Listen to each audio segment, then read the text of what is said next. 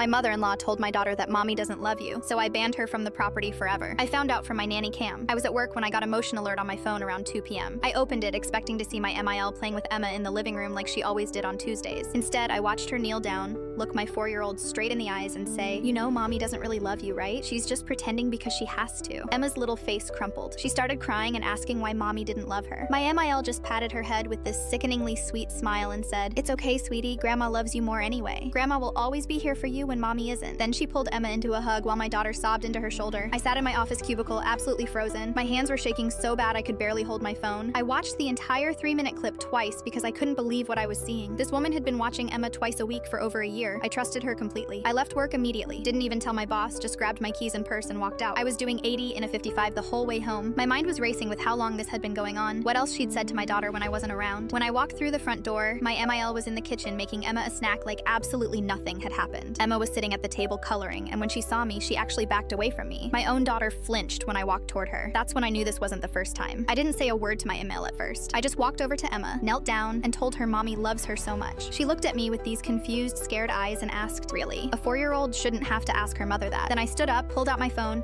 and showed my MIL the nanny cam footage without saying anything. I watched all the color drain from her face as she realized she'd been caught. She started stammering immediately, saying things like, "Oh, honey, I was just joking around," and "Emma misunderstood what I meant."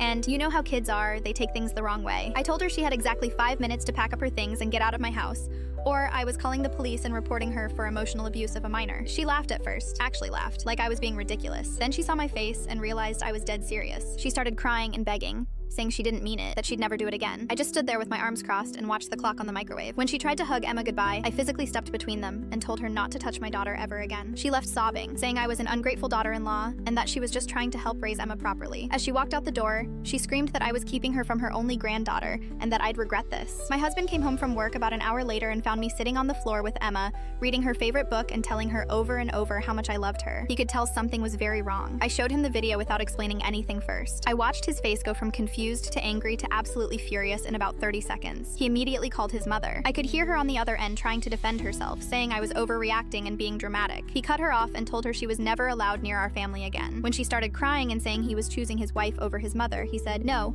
I'm choosing my daughter's mental health over your toxic behavior," and hung up. That was 6 months ago. She hasn't stopped trying to contact us since. She's sent letters to our house, cards for Emma's birthday, even gifts that we've returned unopened. She's shown up at our door 3 times, and each time we've called the police to escort her off the property. She's gotten other family members involved, having them call us to say we're being too harsh and that she deserves a second chance. We've documented absolutely everything, every letter, every phone call, every time she's shown up unannounced. Our lawyer says we have more than enough for a restraining order if she doesn't stop, and we're seriously considering it.